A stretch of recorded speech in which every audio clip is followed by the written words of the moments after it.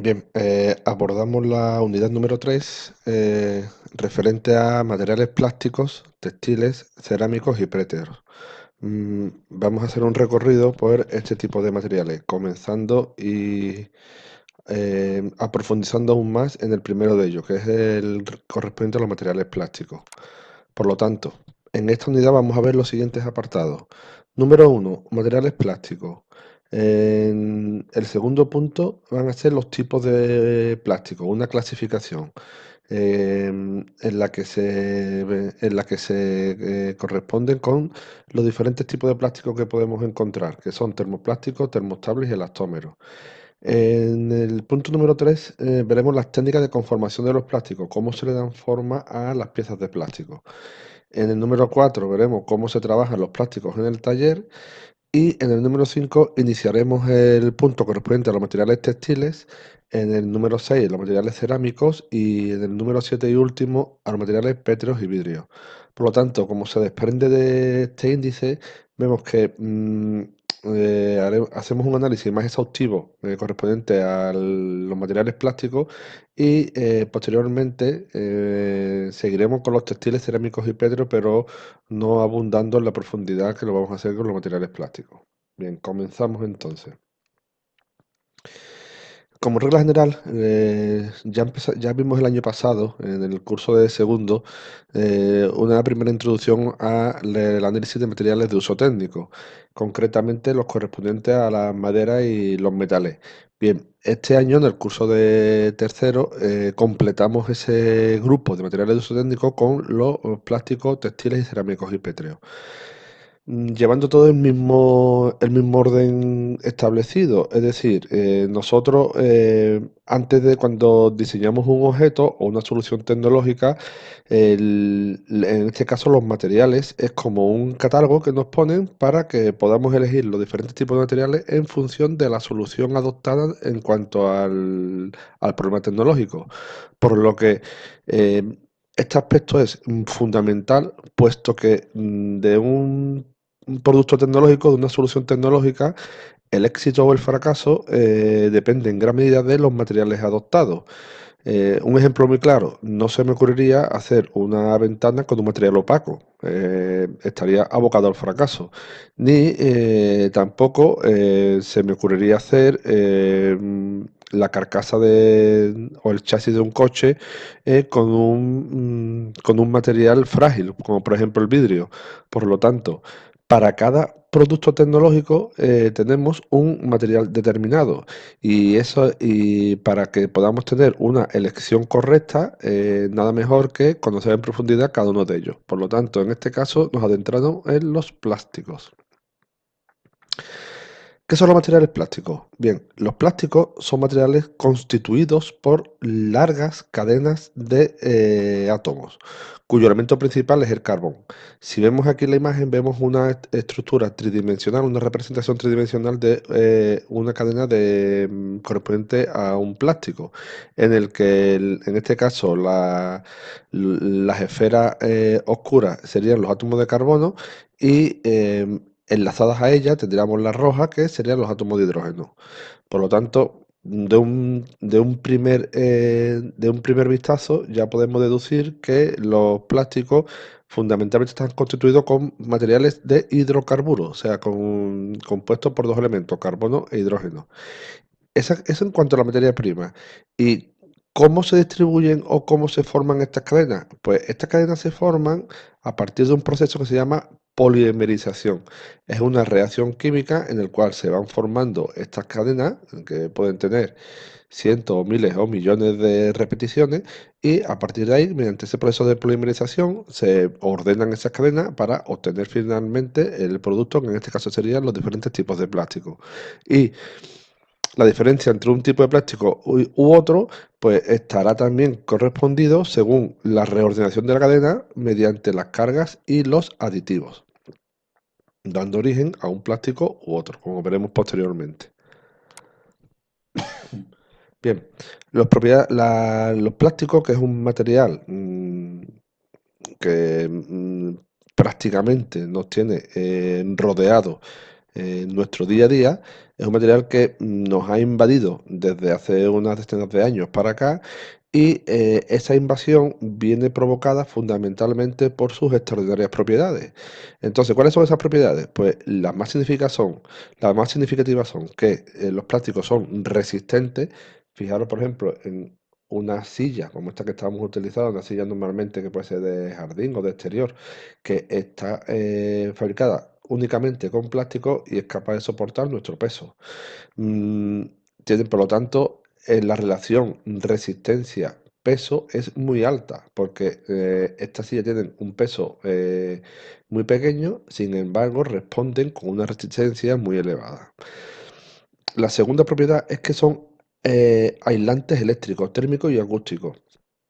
Si nosotros vamos a esta imagen, por ejemplo, la de la fabricación de cables de electricidad, vemos que el interior está el material conductor, en este caso sería el cobre, por donde circula la electricidad, y emparejado a ella y de una manera complementaria se ubica el plástico, que el plástico, la misión en este caso es la de aislar ese paso de la corriente eléctrica.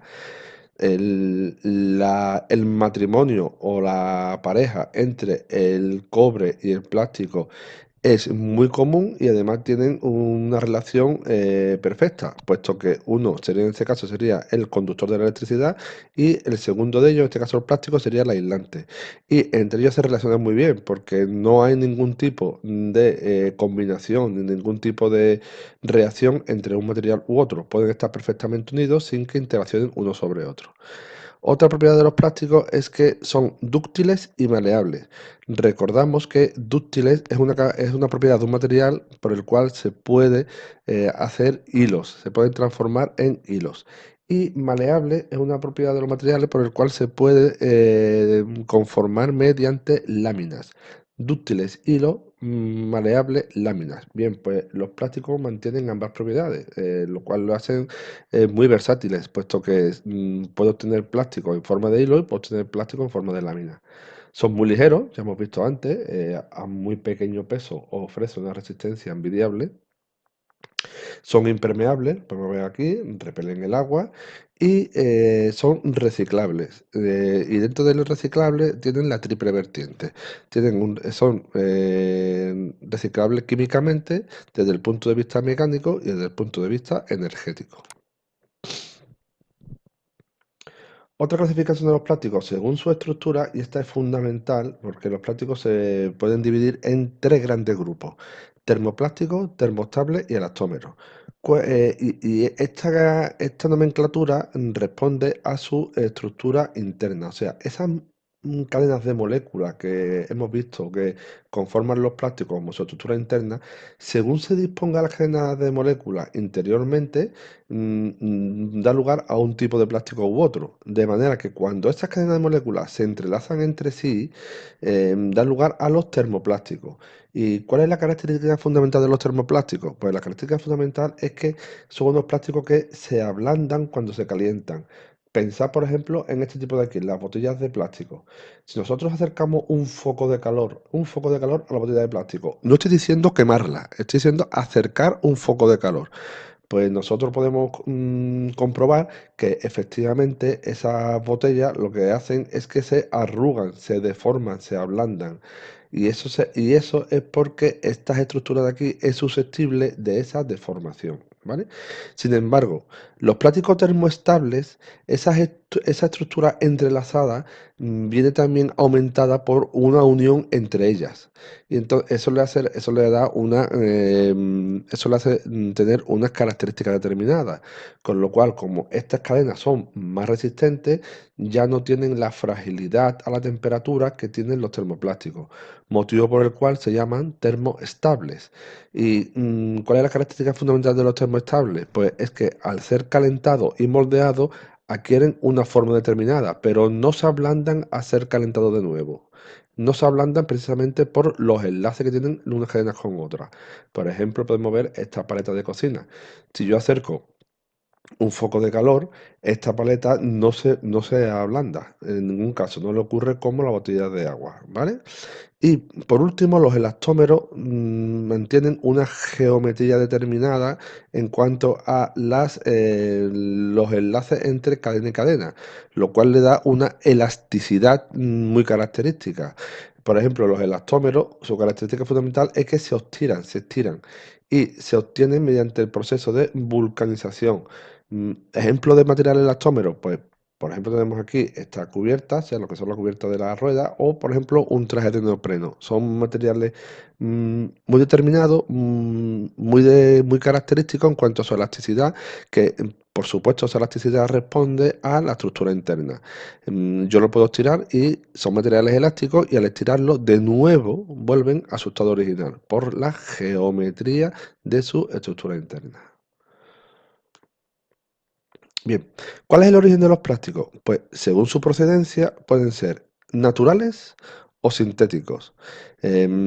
Originalmente, pues, como casi toda la evolución de la tecnología, partía de su origen natural. Y los primeros plásticos procedían de materias primas vegetales. La celulosa o el látex, según vemos aquí en la foto, que es una sustancia que viene de los árboles, o también de los animales, la caseína, que es una especie de proteínas que proceden de las vacas, que es parecido como si fuera un tipo de queso. Pues esos son plásticos naturales. Y de esos plásticos naturales obtenemos, como ejemplo significativo, las esponjas. Hay esponjas que son de látex natural y es un plástico de origen natural.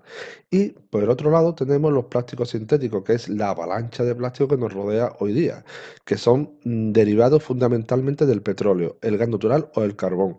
Vimos al principio de la unidad que el plástico fundamentalmente es un hidrocarburo, por lo tanto es un subproducto del petróleo. En esta foto de aquí vemos los tipos de plástico, que el plástico sintético se presenta, la materia prima fundamental es como pellets, es como pequeños gránulos. Y aquí lo vemos coloreado porque cuando se fabrican estos gránulos de manera artificial ya se le da el colorante que yo quiero que tenga después el color de mi producto final obtenido. Si yo, por ejemplo, quiero fabricar un juguete de niño infantil, por ejemplo, en color verde, pues obviamente yo parto de la materia prima del plástico sintético de color ya coloreado en color verde, ¿vale? Y el producto final atenderá a este color. Bien, vamos a estudiar los tipos de plástico dentro de los tres grupos principales, termoplástico, termoestable y elastómero.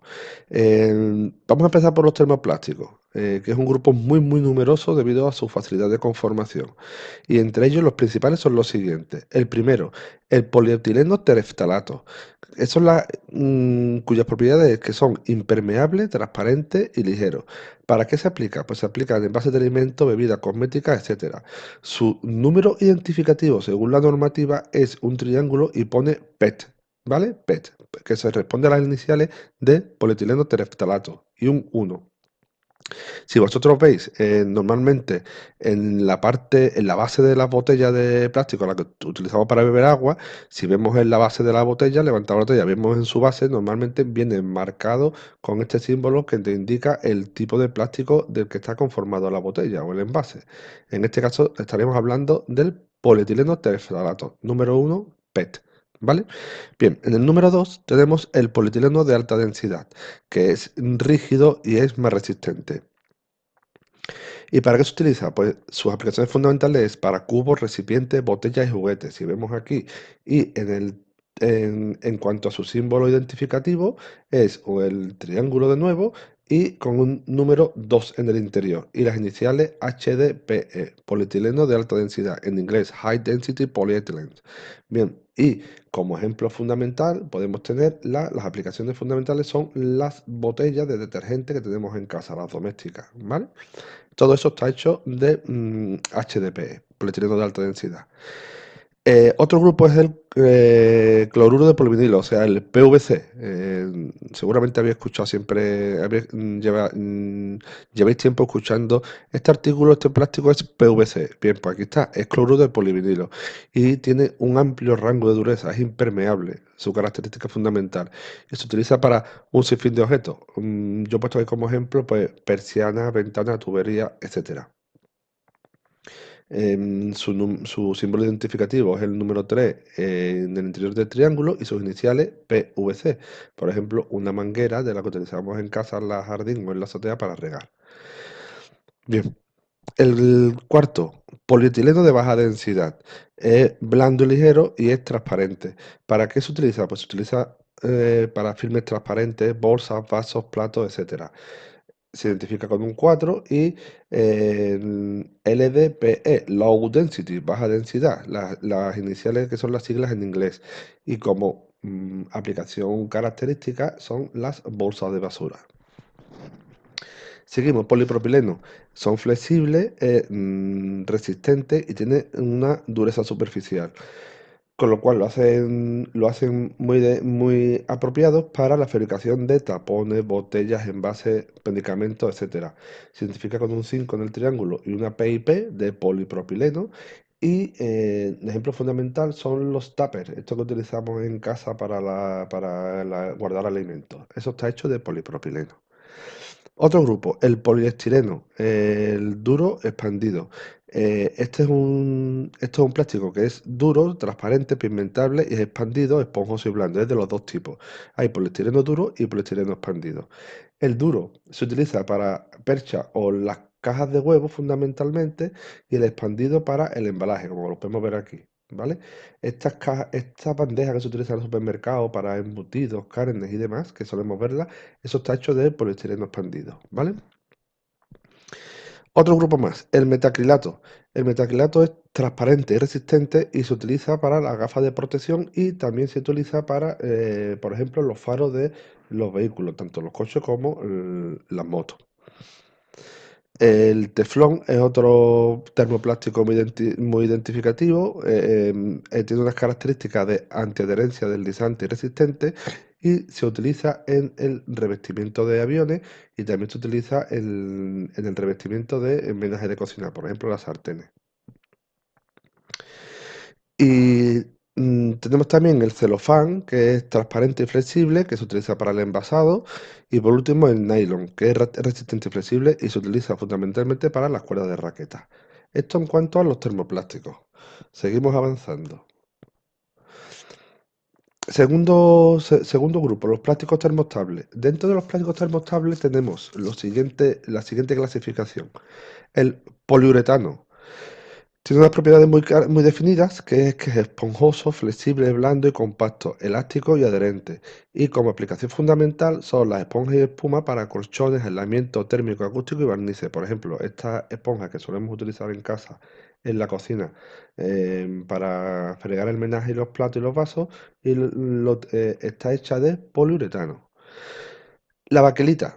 La baquelita es un aislante eléctrico, es resistente al choque con vidrio y es termoresistente. O sea que, como vimos antes, los plásticos termoestables no son tan sensibles a la temperatura como los termoplásticos.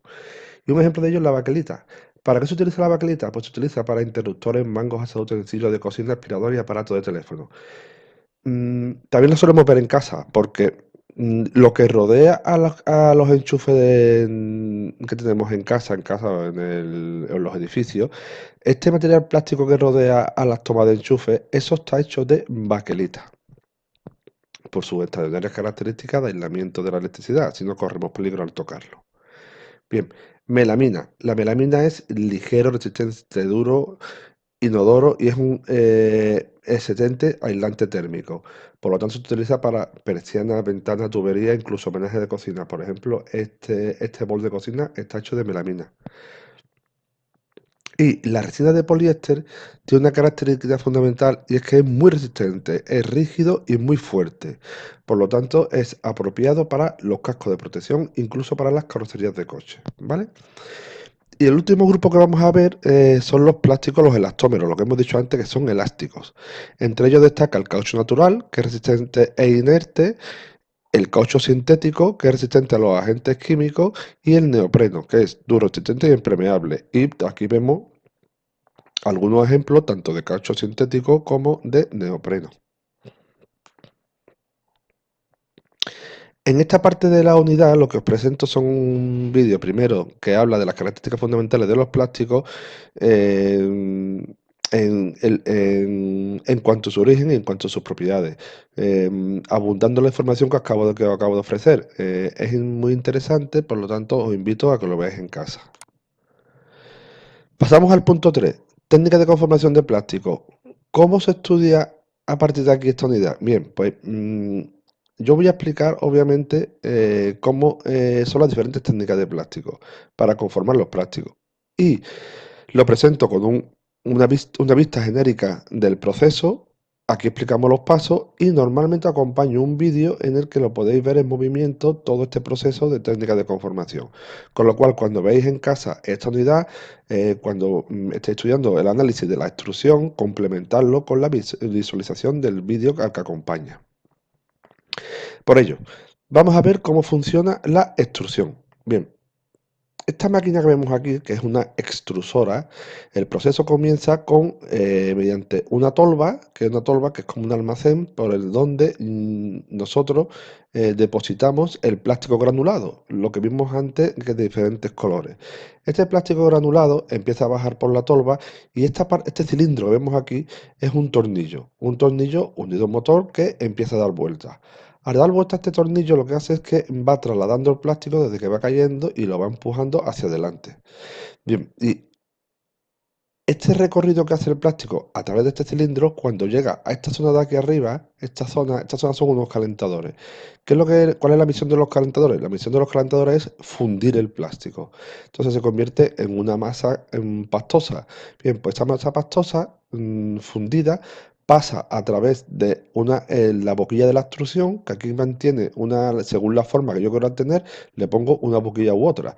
Si yo quiero que la pieza que obtener sea una pieza triangular, pues la boquilla tendrá forma triangular. Y si yo quiero que tenga forma circular, pues le pondré una forma circular. Bien, pues por aquí pasa ya el plástico conformado y lo que le someto después es a un proceso de enfriamiento.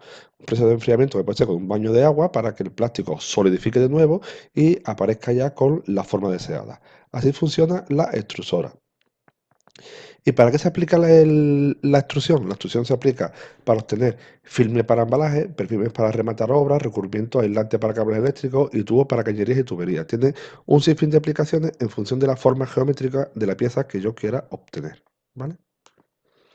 Bien, el calandrado. El calandrado es una técnica de conformado que es complementaria de la anterior.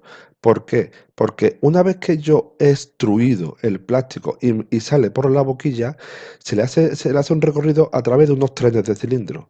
Y mediante esos trenes de cilindro lo que voy es calandrando el plástico y regulando el ancho. Si yo quiero obtener unas láminas de plástico, lo que hago es que le someto a los trenes de laminación y conforme yo vaya estrechando la distancia entre los dos rodillos, que de paso, pues voy obteniendo una lámina de plástico cada vez más fina. Y si yo quiero controlar la longitud, lo que hago es que cada cierto tiempo corto y obtengo láminas de la longitud adecuada. ¿Para qué se aplica el calandrado? Pues se aplica, por ejemplo, para encimeras y muebles de cocina, como vemos aquí. ¿Veis? ¿Veis? Esto es un proceso de calandrado. Y aquí lo tenéis en un vídeo para que lo podáis visualizar de una forma más dinámica. Conformado al vacío. El conformado al vacío, aquí tenemos una máquina que lo que se hace es conformar plástico al vacío y obtener diferentes piezas. ¿Cómo funciona? Pues fijaros, esta lámina que hay aquí es una lámina de plástico sólida y esta parte que vemos aquí es el molde. ¿Por qué? Porque si yo quiero obtener, por ejemplo, piezas con este tipo, pues yo aplico un tipo de molde determinado. Y aquí arriba lo que obtengo es una batería de calentadores que lo que hace es que la lámina de plástico la calienta para que sea más fácil el conformado. Una vez que está caliente, pues empujo contra la lámina, como si fuera una prensa. Esta lámina se pega a este molde, el molde obviamente hace su función y conforma la pieza, y una vez terminada, sale el aire por el escape y enfrío la pieza y obtengo ya las diferentes formas en función de la geometría que quiero obtener. ¿Vale? Ese es el conformado al vacío. Se llama vacío porque el aire succiona para que la pieza se adapte a las paredes del molde, para que baje la pieza y se adapte a las paredes del molde. Con esta técnica obtenemos bañeras, salpicaderos de coches, letreros para comercio, cubiteras de hielo, etcétera. Todo eso lo hacemos mediante el conformado al vacío. Mordeo por soplado. El mordeo por soplado es muy característico de los envases y las botellas. Envases, botellas, garrafas, todo lo que vemos aquí normalmente se obtiene mediante el soplado. ¿Y cómo funciona el soplado? Pues el soplado funciona de la siguiente manera. El material termoplástico obtenido en la extrusora también viene, es un complemento de la extrusión que vimos anteriormente, en forma de tubo, se introduce en un molde hueco. Esto es un molde que tiene dos piezas y el molde se une y dentro se introduce el molde hueco mediante un macarrón, un tubo de plástico. Entonces, una vez que tenemos el plástico dentro, lo que introducimos es con una corriente de aire. Con lo que hace que la corriente de aire es que estas paredes de plástico se peguen a las paredes del molde, obteniendo por consiguiente el envase en función de la geometría que tenga el molde. Y con esta forma se obtienen objetos huecos, botellas de agua, de detergente, de aceite, etcétera. Incluso los balones de fútbol o de baloncesto también se obtienen por el modelo por soplado, ¿vale? Y funciona de la siguiente manera como hemos explicado. Moldeo por inyección. El moldeo por inyección es parecido al de extrusión. Lo que pasa que el origen, o sea, los primeros pasos son exactamente igual que la extrusión. Tengo una tolva mediante el cual se depositan los granulos de plástico. Estos granulos de plástico bajan y son transportados a partir del cilindro mediante el tornillo sin fin. Pasa por una zona de calentadores para que al final el plástico se pueda fundir. Y una vez que está fundido, lo que hace es que se inyecta frente a el molde, a un molde, es inyectado el material frente a un molde. Y cuando el material se enfría, una vez que el material se ha depositado en el molde y se enfría mediante un circuito de refrigeración, automáticamente el molde se abre y se extrae la pieza que tiene esta forma geométrica en función de los tipos de molde. ¿Para qué utilizamos el molde por inyección? Pues se utiliza para utensilios domésticos, cubos, recipientes, componentes para automóviles, aviones, naves espaciales y juguetes. O sea, por ejemplo, los cubos, por ejemplo, los cubos que utilizamos en la casa para tareas domésticas de limpieza, normalmente están fabricados mediante el moldeo por inyección. Moldeo por compresión. En este caso, el moldeo, para obtener una pieza mediante moldeo por compresión, tenemos una moldeadora de dos piezas, la base que tiene la forma del molde, como si fuera la forma hembra, y donde se deposita el material plástico. Ese material plástico es calentado por una batería de calentadores y una vez que está lo suficientemente caliente, comprimimos la parte superior, esta parte superior baja como si fuera el macho, baja y comprime un molde contra otro de forma que el plástico se amolda a la pieza, a la geometría que tenga cada uno de los moldes. Una vez que el plástico se ha sometido al proceso de conformación, automáticamente el molde sube para arriba y la pieza queda conformada. De esta forma obtenemos recipientes y carcasas de máquinas de electrodomésticos y, por ejemplo, los tapones. Los tapones de la botella es un ejemplo muy claro de moldeo por compresión. Esto es un vídeo en el que podemos ver las diferentes técnicas de conformado de plástico, que también es de muy recomendada visualización. Vamos a ver trabajos de plásticos en el taller. Los trabajos de plásticos en el taller tienen diferentes fases, al igual que puede tener la madera. Y de hecho, algunas herramientas son comunes. Y en función de la fase del trabajo de plástico, pues tendremos una herramienta u otra. Si empezamos con la primera fase, que es la de medir, para medir plástico, tenemos la escuadra metálica, la regla metálica, la cinta métrica o el transportador de ángulos.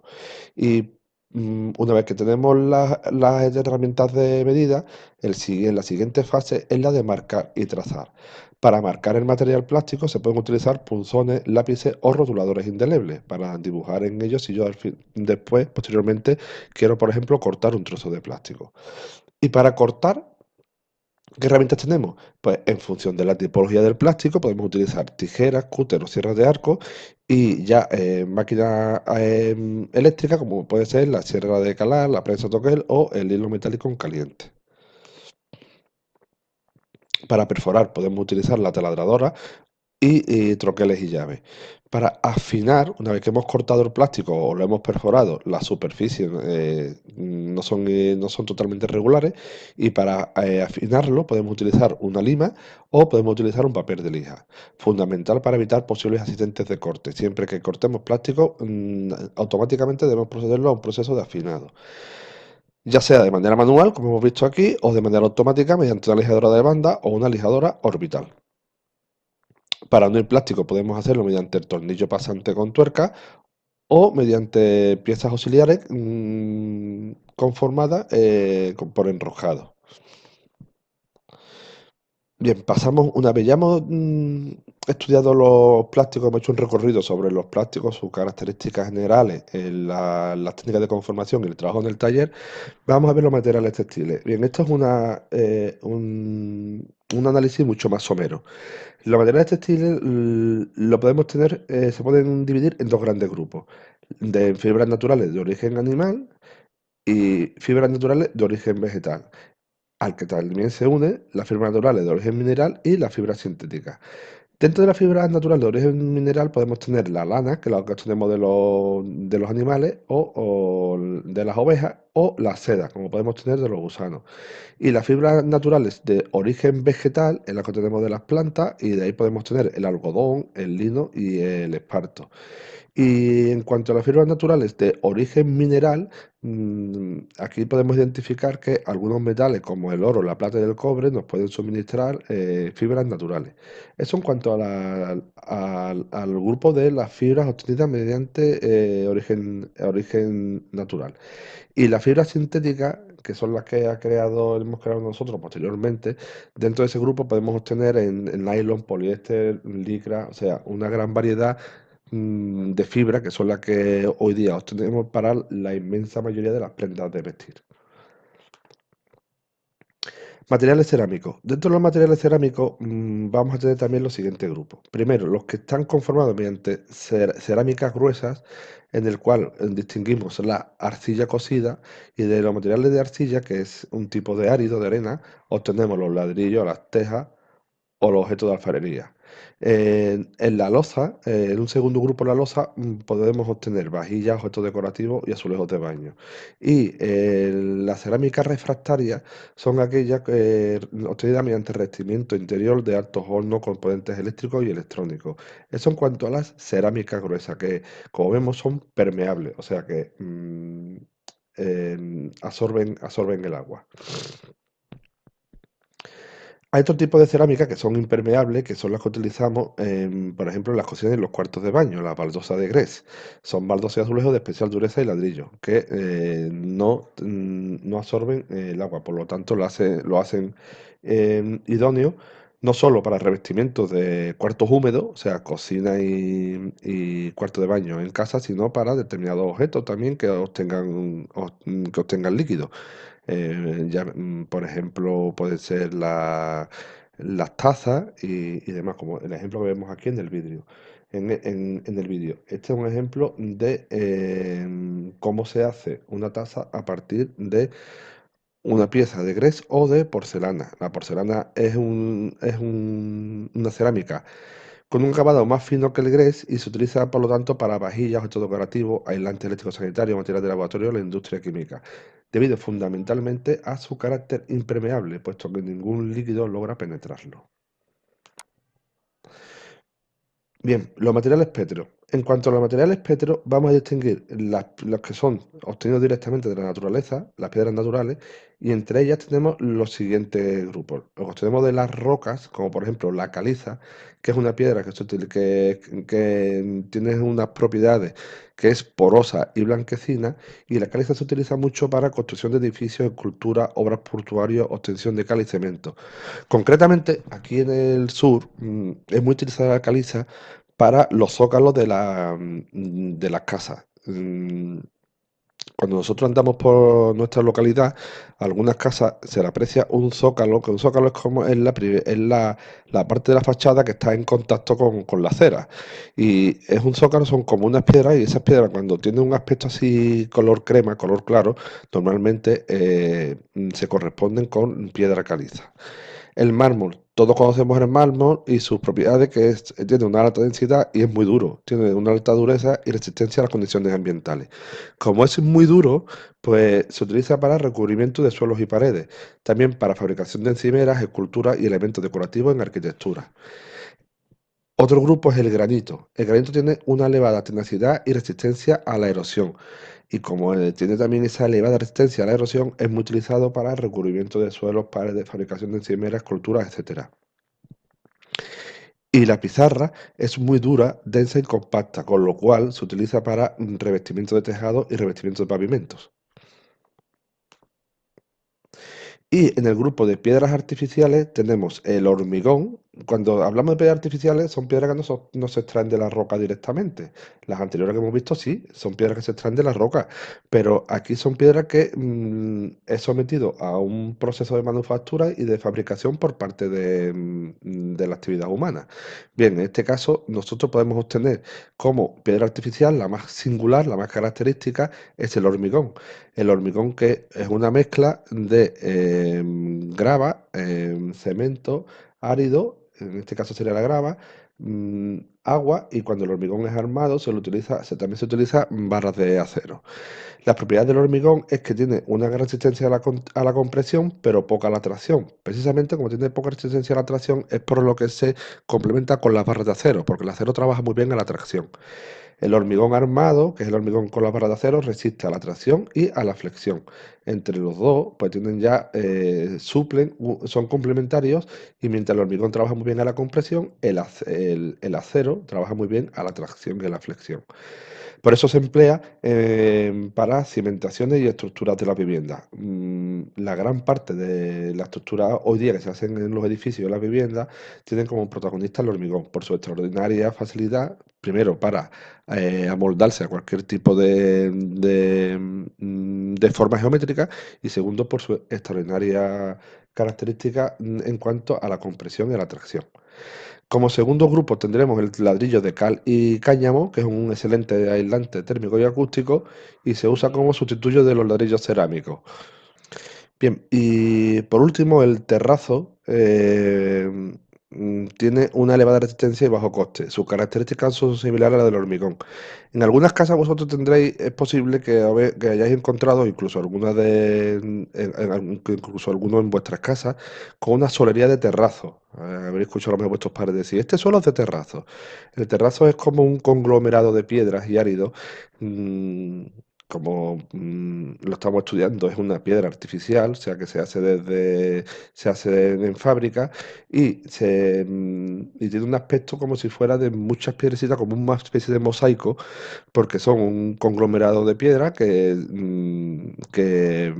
son unidas mediante un aglutinante, y una vez que están conformadas, se les somete a un proceso de corte y de pulido.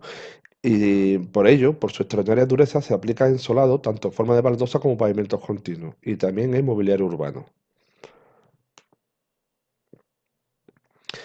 Mm, el siguiente elemento que vamos a ver es el vidrio. El vidrio es un material transparente o translúcido que se puede adquirir diferentes calidades cromáticas. Es impermeable, por supuesto, por eso se utiliza en exteriores, en las ventanas, y resistente a las condiciones medioambientales y a la acción de los agentes químicos. ¿Cómo se obtiene el vidrio? El vidrio se obtiene a partir de una mezcla de arena de cuarzo. O sea, el vidrio es fijaros, el vidrio es árido, es un tipo de arena que, se mezcla con sosa y cal y se funde en un horno a 1400 grados. Una vez que esa mezcla se enfría, se le da la forma conveniente y de ahí se obtiene el vidrio. Fijaros aquí a la derecha cómo se ve las diferentes técnicas de conformación del vidrio, en este caso el soplado. Acordaros que hemos visto que el soplado también es una técnica para obtener objetos de plástico. Y en cuanto al vidrio, pues obviamente una vez que el vidrio está al rojo, está casi en forma líquida, Se le somete a un proceso de introducción en el molde y posteriormente una corriente de aire que hace que el vidrio ensanche, se pegue a las paredes y obtenga la pieza terminada. Y esto que vemos aquí, este es un ejemplo, es un esquema de cómo se obtiene el vidrio. El vidrio, por aquí entra los ingredientes, la arena de cuarzo, la salsa y la cal, se crea una masa pastosa y después el vidrio flota sobre el estaño. Por lo tanto, aquí se le somete a un proceso de bañado sobre estaño fundido para finalmente enfriarlo y obtener el vidrio ya en forma sólida. En esta última parte de la unidad podemos ver cómo se obtiene el vidrio flotado, como hemos visto antes. Este es el vidrio y por el que está debajo es el baño de estaño fundido, sobre el cual el vidrio flota. Y también vemos aquí un interesante vídeo de cómo se recicla el vidrio. Con esto tenemos información suficiente sobre este material.